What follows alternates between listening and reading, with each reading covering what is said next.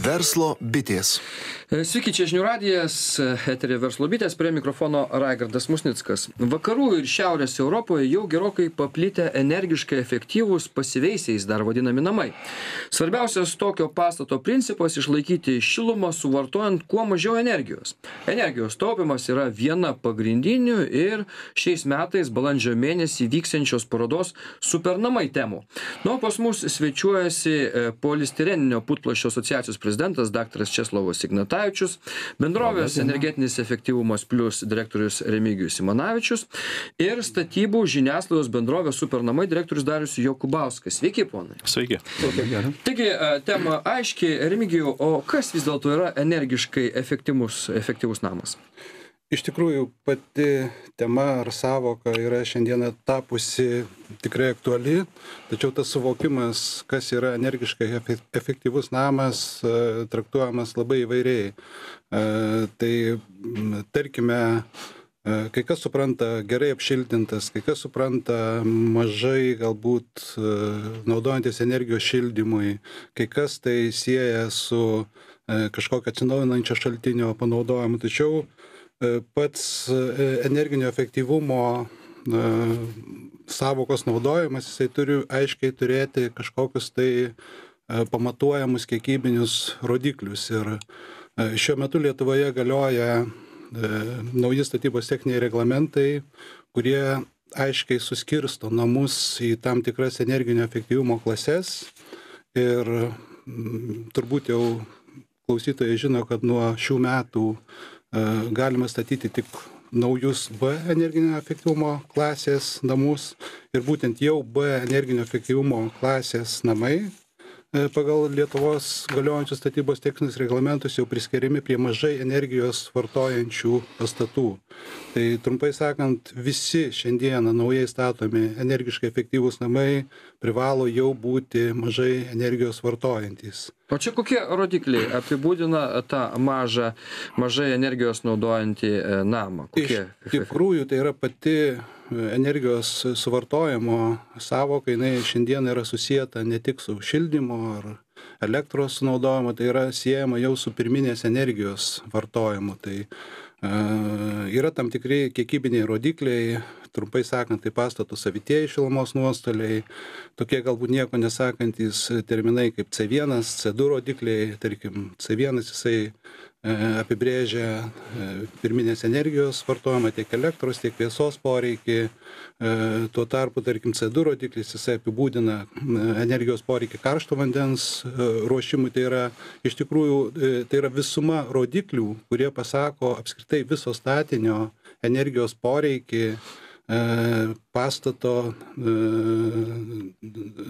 O paprasčiau tariant, jeigu, sakykime, paprastai žmonės mėgsta girtis, kad turi energiškai efektyvus namus, sako, mano 200 kvadratų namas, aš sudeginu 3 kubus malkų per sezoną ir džiaugiasi tuo. Čia viskas tuo pasakoma, ar ne? Tai nepasakoma nieko. Galbūt jisai 3 kubus malkų sudegina gyvendamas prie + 5 laipsnių temperatūros ir tai vadina energinio efektyvumu. Tai yra dažnai vartotojas savo energinį efektyvumą išreiškia pinigų suma, kurią jam tenka sumokėti išlaikant namą ir naudoja įvairias priemonės, kaip palengvinti savo finansinę naštą. Tačiau pats statinys nepriklausomai kiek moka, tai yra jo gyvavimui, komforto užtikrinimui, galų gale gero mikroklimato užtikrinimui yra reikalinga tam tikra energija.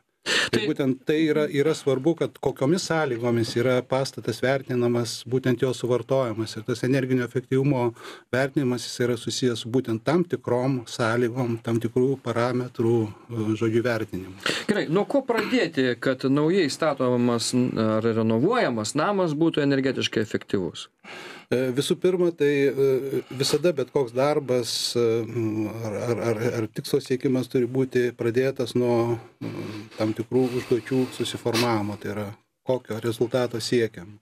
Tai pirmiausia yra, jeigu naują, tarkim, statinį statant, tai yra susiformavimas užduoties, tai yra po to tam tikro modeliavimo ir ypatingai svarbus dėmesys turi būti projektavimui ir projekto išbaigimui. Na, projektas suprantamas, ten visų pirma, kokį tu savo susiformuluoji užduotį, susiformuoja tada jau ir projektavimas, bet paprastam žmogui, sakykime, kokios turėtų mintis būti pagrindinės, kalbant apie energiškai efektyvų namą? Pas mus gal yra toks įprotis, tarkim, tiek statybos sektoriai, tiek kitur, įsivaizduoti, kad turime pakankamai kompetencijos ir žinių priimti sprendimus. Tai liečia ir, tarkim, tą patį sveikatos problemą. Žmogus gali pats nutarti, kokius vaistus naudoti ar kokias priemonės. Tai yra tas vadinamas savigydos principas. Lygiai tas pats yra didelė dalis statytojų įsivaizduoja, kad jie žino viską puikiai ir patys priiminėja sprendimus. Tai yra pirma ir pagrindinė taisyklė, tai yra vis dėlto jeigu turime kažkokią nuomonę ar nuostatą, tai jinai turi būti pagrįsta kažkuo. Tai yra objektyviais kažkokiais kriterijais, skaičiavimais. Ir tai gali atlikti iš tikrųjų tik tai žmonės, kurie tai išmano. Bet vis dėlto, kokį kelti savo, įsivaizduokit, aš esu namo statytojas ir aš be abejo noriu, kad mano namas vartotų kuo mažiau energijos, kad nereikėtų daug mokėtų šildymą, paprastai tariant. Tai apie ką turiu pirmą galvoti? Pirmą nusisamdyti jūsų įmonę, kuri žinos, kaip suskaičiuoti, kad tai būtų. Ar iškelti uždavinį, pavyzdžiui, jums noriu, kad mano 200 kvadratų namas sudegintų 3 kubus malkų. Ir jūs čia jau galvokite, kaip jūs ten apskaičiuosite, ką padaryti. Aišku, jūs apskaičiuosite, tas namas kainuos milijoną, nes ten bus daug saulės baterijų sudėta ant to namo ir taip toliau, taip toliau. Bet tai iš tikrųjų visiškai ne taip. Vat gerbiamas profesorius paliudys, kad tarkim, negalima įsivaizduoti energiškai efektyvaus pastato, jeigu jo yra vienintelė priemonė taikoma, tai yra uždėti storą izoliacijos sluoksnį. Tai visiškai neatspindės... Arba kaip lietuvis mano, storas sienas pastatyti. Storas sienas pastatyti. Taip, tai yra iš tikrųjų, tai yra namas, yra sudėtinga inžinerinė sistema ir jeigu šiandieną mes paklaustume, kas iš klausytojų galbūt ar susirinkėję patys, tarkim, televizijos aparatus ar kažkokią skalbimo mašiną, tai yra inžinerinių požiūrį, tai yra paprastesnės sistemos, tačiau patys to kažkodėl nedaro. Tuo tarpu namą priimti sprendimus, kaip ką daryti, lyg tai įsivaizduoja, kad gali kiekvienas. Tai yra iš tikrųjų, tarkim, renkantis netgi automobilį, mes ieškome tam tikro, tarkim, atitinkančių tam tikras charakteristikas, kam yra svarbus saugumas, kam kuro suvartojimas ir panašus dalykai. Tai namas statant lygiai tas pats, tai reikia rasti tą balansą tarp atsinaujinančių energijos šaltinių. Gal tai yra galimybė naudoti tam tikram statinyje, paimkime geoterminę energiją ar kažkur išspręsti vėdinimo, mikroklimato. Namą mes statome ne tam, kad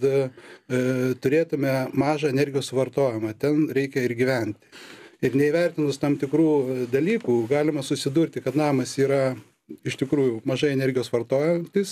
Bet negražus ir nemalonus. Nemalonus ir blogas mikroklimatas, bloga savijauta. Viskas blogai išplanuota, langai į šiaurę, žodžiu. Yra tam tikri mitai, kad tai turi būti, jeigu energiškai efektyvus, maži langai, kažkodėl tai jisai kubas, be garažo, be garažo, žodžiu, kūrenama malkomis, biokūrų, žodžiu, tai jau energiškai efektyvus.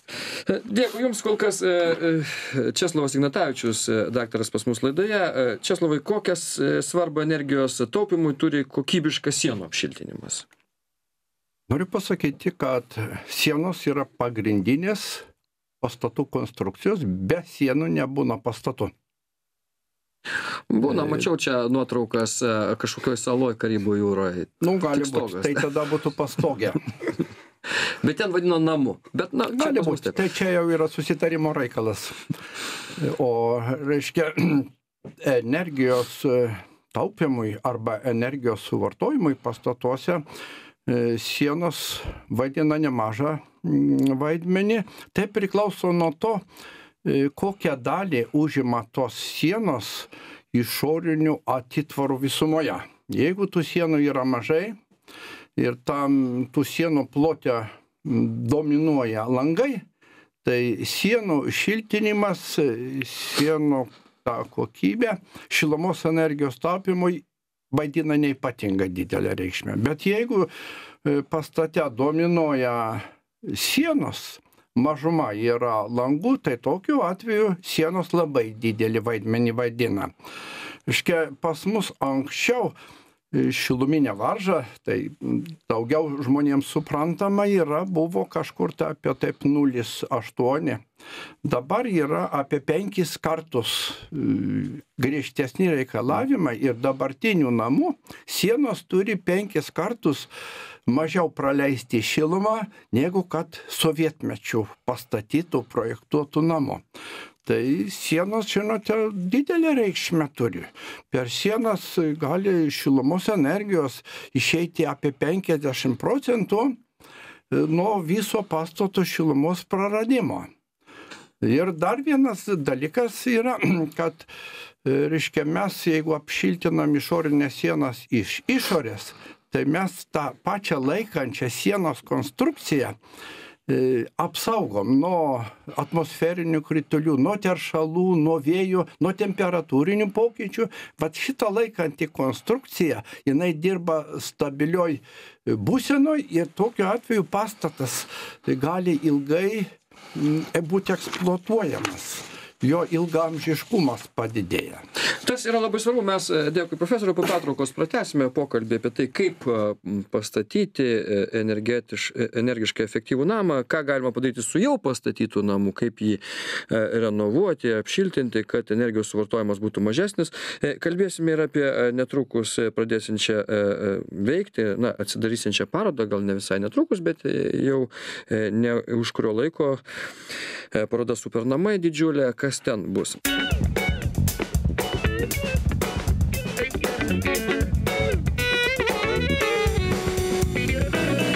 Verslo bitės. Tęsime laidą Verslo bitės. Šiandien kalbamės apie energiškai efektyvius namus, kaip juos pastatyti teisingai, kad jie kuo mažiau suvartotų energijos, kad mes galėtume mokėti pigiau, kokie būdai yra statyti ir kokie būdai renovuoti pastatus jau pastatytus, taip pat taupant, kad galėtume sutaupyti jų, kai juos šildome ar kitaip energiškai naudojame. Ir šiandien pas mus dr. Česlovas Ignatavičius, Polistireninio putplasčio asociacijos prezidentas, bendrovės Energinis efektyvumas plius direktorius Remigijus Simanavičius ir statybų žiniasklaidos bendrovės Supernamai direktorius Darius Jokubauskas. Česlovai, su jumis tęsiant temą, ką vis dėlto reikėtų daryti, kad pastatų šiltinimas būtų dar efektyvesnis? Tai visų pirma, reiktų laikytis Lietuvoje galiojančių reglamentų, statybos taisyklių ir šiltinimo sistemų tiekėjų nuorodas. Šitą Polistireninio putplasčio asociacija yra paruošusi neseniai atitvarų šiltinimo polistireninių putplasčių statybos taisyklės. Ir jeigu pastatai bus šiltinami prisilaikant šitų taisyklių, tai defektų arba tas efektyvumas turėtų būti geras ir defektų pastatų šiltinime neturėtų. Na, čia jūs turite tą knygą, čia kas žiūri dabar internetą mūsų transliaciją, tai mato, kad ne plona knyga, didelė, bet šiandien matyti visko mes nesugebėsime. Pagrindiniai principai, kas tikrai jau statysis namą, įsigys jūsų knygą, manau, bet galbūt apie kai kurios dalykus, kurie greitai turėtų būti suvokti. Taip, matot, žmonės šiltindami pastatus turi suprasti, kad pastatus ir šilumos izoliacinė medžiaga veikia drėgmė. Jeigu šilumos izoliacinė medžiaga yra drėgna, jinai praleidžia šilumą, iššalusi tą šilumos izoliaciją gali gesti greitai, į šilumos izoliaciją gali patekti teršalai, tokiu atveju ten gali ateityje veistis mikroorganizmai ir gali net augalai augti, tai tokiu atveju šita šilumos izoliacija yra nepatikima ir gali kenkti ne tik pastatams, bet ir žmonėms. Toliau yra...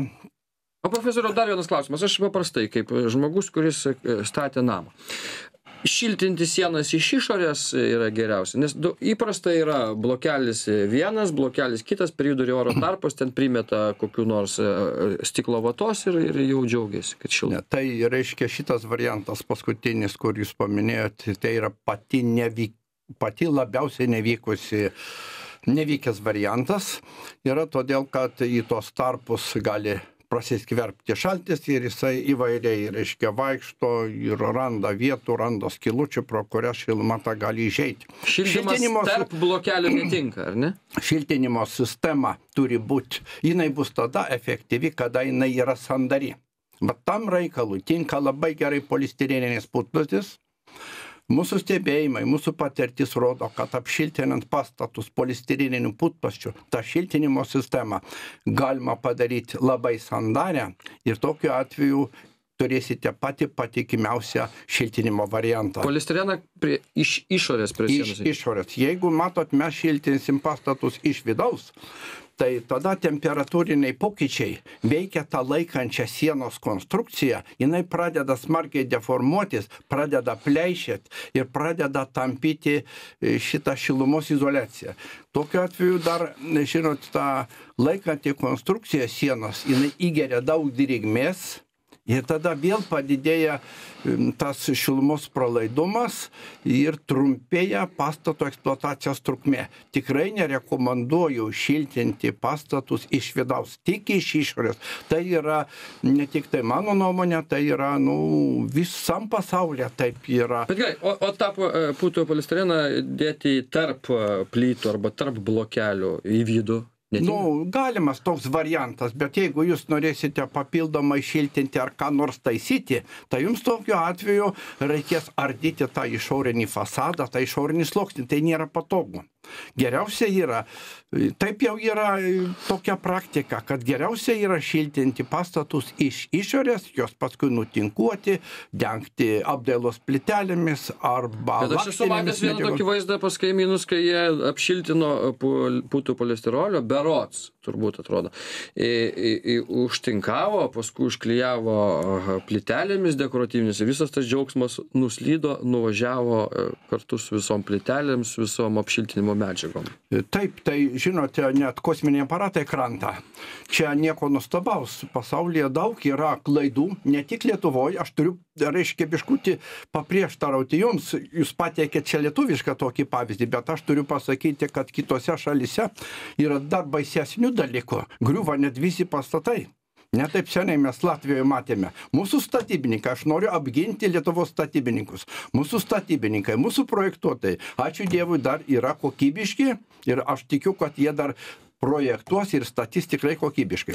Česlovai, mes apie klaidas šiek tiek pradėjom kalbėti, vat kokios yra šiltinimo klaidos. Dar gal daugiau kažkokių, žinot, ar jau išvardinom visas pagrindinės? Ne, aš manau, kad nieko neišvardinom. Suprantat, man kada tenka analizuoti pastatų klaidas šitas, tai tenka nemažai susidurti. Pavyzdžiui, kada suklijuojama šiltinimo plokštės, paliekami tarpai. Į tos tarpus patenka skiedinys, patenka teršalai, patenka gruntas. Taip yra negerai. Tada per tas vietas, per tas skylės išeina šiluma. Paskui, žinot, kada šilumos izoliacija yra įleidžiama į žemę, jinai nepridengiama gumbuota membrana, arba ta gumbuota membrana yra ne ta pusė priglaudžiama prie polistireninio putplasčio. Tai irgi ten tada drėgmė susirenka, to šiltinimo sistema, ta drėgmė negali išeiti, sudrėkusi šilumos izoliacija, jinai yra bevertė. Toliau, kada klijuoja ant sienų polistireninio putplasčio plokštės bendrai ir kitas plokštės, kada klijuoja, tai tas plokštės reikia priklijuoti kokybiškai, reikia žinoti, kaip tos klijus reikia užtepti. Jeigu neteisingai priklijuojamos tos plokštės, tai gali atsitikti taip, kaip jūs pasakojat, kad nuvažiuoja su šiltinimo plokštėmis visą apdailą ir viskas per niek išeina. Taip. Tai tas plokštės reikia kokybiškomis medžiagomis, jų kontūrus reikia apklijuoti. Ir būtent irgi taip pat tą visą šiltinimo sistemą reikia padaryti labai sandarią. Tai tada gauname geriausias efektas. Dar pasitaiko tokių klaidų, kada tinkuojama. Tai į tą tinką įterpiamas armavimo tinklelis. Ir tas armavimo tinklelis turi būti arba to tinko vidury, arba per 2/3 nuo šiltinimo medžiagos į išorę. Neprikalt prie putplasčio jo? Tenka, ne, jokių būdų šitaip negalima. Ją prikalt tik tai tada galima, kada yra apdaila daroma apdailos plytelėmis. Nu, o kada tą tinklelį prideda prie pat šiltinimo medžiagos, tai jisai nedirba savo darbo. Tas tinklelis yra skirtas tam, kad fasadai nepleišėtų, kad fasadai nesideformuotų, kad jie būtų gražus. Kada įdeda neteisingai tą armavimo tinklelį, fasadas supleišėja, ten patenka į tos plyšius drėgmė, teršalai ir tokiu atveju darbas eina per niek. Tai šitas yra negerai. Na, aišku, visų klaidų šiandien išdėstyti, yra tam jūsų išleista knyga, kas jau rimtai ruošia statyti namą, tikrai tos medžiagos gali pasiskaityti. Aš noriu pasakyti, kad šitas taisyklės galima įsigyti mūsų asociacijos būstiniai, Goštauto 8 225 kabinete. Taip pat su šitomis taisyklėmis galima susipažinti internete www.epsa.lt. Dėkui, profesoriui. Pas mus Darius Jokubauskas, bendrovės Supernamai direktorius. Organizuojate parodą Supernamai. Viena iš pagrindinių naujos statybų parodos Supernamai temų yra energijos taupimas. Kodėl būtent šią tematiką pasirinkote? Taip, mes parodą iš tikrųjų pasirinkome dvi tokias aktualiausias mano manimų temas, tai yra renovacija ir energijos taupimas, ar ne? Tai apie energijos taupimą nemažai kalbėjo ir profesorius Ignatavičius ir gerbiamas Remigijus. Tai mes kaip statybų žiniasklaidos bendrovė taip pat nemažai, manau, prisidedame prie to viešinimo, reiškia tiek renovacijos procesų, tiek viešinimo, kas yra energiškai efektyvūs namai. Na, ir yra tekę mūsų žurnalistam tikrai ne vieną straipsnį parengti šiom tematikom. Tai aš manau, kad į tą savoką energijos taupimas įeina labai daug dalykų ir kad tai tikrai nėra mados reikalas, kaip kartais kažkas įsivaizduoja, kad na maždaug taupykime energiją, nes taip daro pasaulis, bet ne tik dėl to, o ir dėl to, kad turėtų efektyvų, reiškia energiškai efektyvų namą, tai reikia žinoti daug dalykų. Pirmiausia, tiek šiltinimo sprendimai, tiek šildymas, tiek vėdinimo klausimai turi būti spręsti. Taip pat mes galim kalbėti ir apie protingo namo sistemas, kurios taip pat taupo pastato energiją. Dabar dėl tos tematikos, reiškia energijos taupimas ir renovacija, tai nemažai prisidėjo prie tos tematikos ir mūsų parodos pagrindinis partneris, tai yra būsto energijos taupimo agentūra, su kuria mes gan sėkmingai dirbame.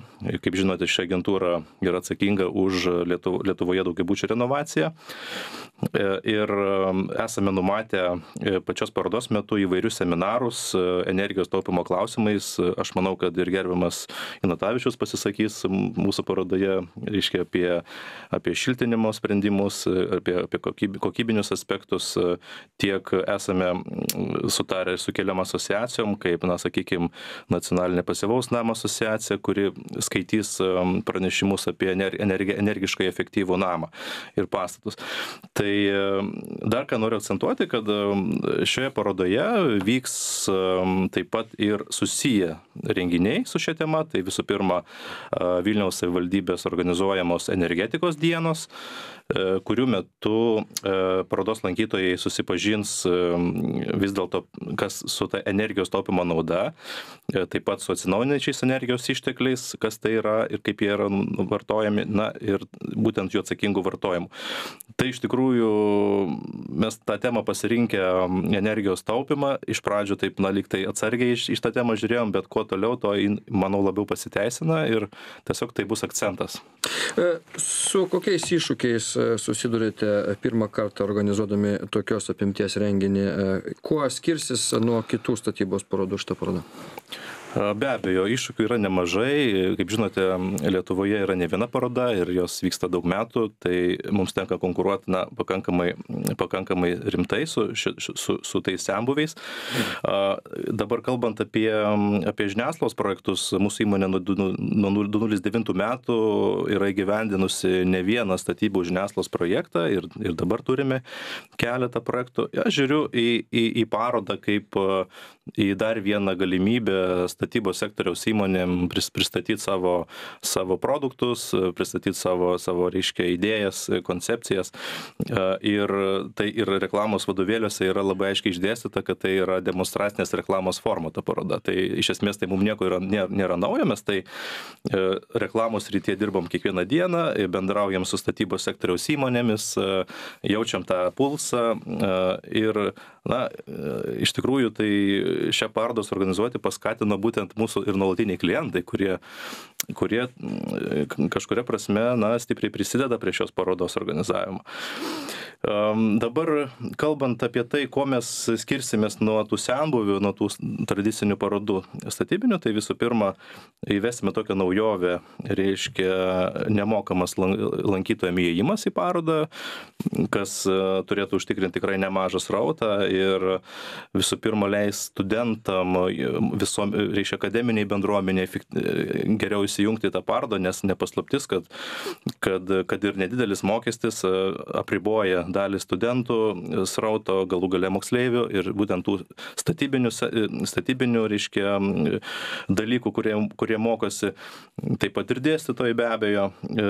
Ir kodėl tas nemokamas įėjimas? Vėlgi tai buvo diskutuota labai su rimtom statybų kompanijom, kurios tikrai žiūri į priekį ir supranta, kad dabartinis studentas po keletą metų gali tapti jų lojalių klientų, jeigu jį užsiauginsi štai nuo studijų laikų. Kitas privalumas, galbūt tai pasakyčiau, tai yra labai aiškiai, kaip ir minėjau, reiškia parodos tematika ir viskas orientuota į, reiškia, renovaciją, energijos taupimą, patikimi partneriai.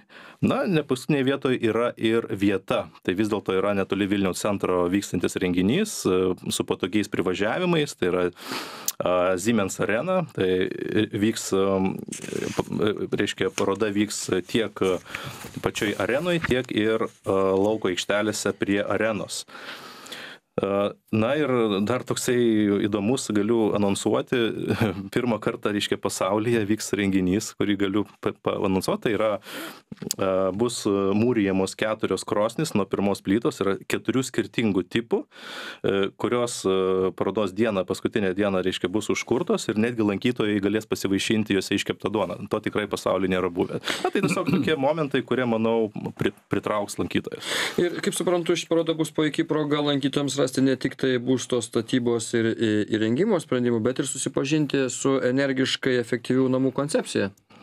Be abejo, mes energiškai efektyviem namams skiriame labai didelį dėmesį šios parodos metu ir žiūrint mūsų dalyvių sąrašą, kurie jau dalyvauja, galima atrasti, kad tikrai nemažai įmonių dalyvauja, kurios dirba būtent toj srity. Vėlgi, reikia suprasti tą temą plačiau, ne tik, kad šildymas, daug kas įsivaizduoja, kad tas energijos taupimas susiveda į šildymą, tai kur kas platesnė sąvoka, tai iš esmės tai tiek nuo projektavimo teisingo, kaip minėjo ponas Remigijus, ir tiek baigiant šiltinimo sprendimais ir netgi aplinkos tvarkymu. Jeigu kalbant apie renovaciją, tai netgi aplinkos tvarkymas patenka į tą kategoriją. Taip kad tikrai lankytojas ras savo aktualių temų, manau tikrai gaus kažkokią tai naudą ir galės savo tikrai prisitaikyti savo būsto sprendimams, ar naują būstą, ar renovuojant būstą. Taip kad kviečiam balandžio 10-13 dieną Siemens Arena, 4 dienas. Tai kviečiam dalyvauti. Kągi, dėkui Jums. Mes šiandien kalbėjome apie energiškai efektyvius namus ir apie parodą. Pas mus laidoje polistireninio putplasčio asociacijos prezidentas dr. Česlovas Ignatavičius, bendrovės Energinis efektyvumas plus direktorius Remigijus Simanavičius ir statybų žiniasklaidos bendrovės Supernamai direktorius Darius Jakubauskas. Ačiū visiems už dėmesį. Laidoje Verslo bitės susitiksime po 2 savaičių. Čia Žinių radijas. Likite su mumis.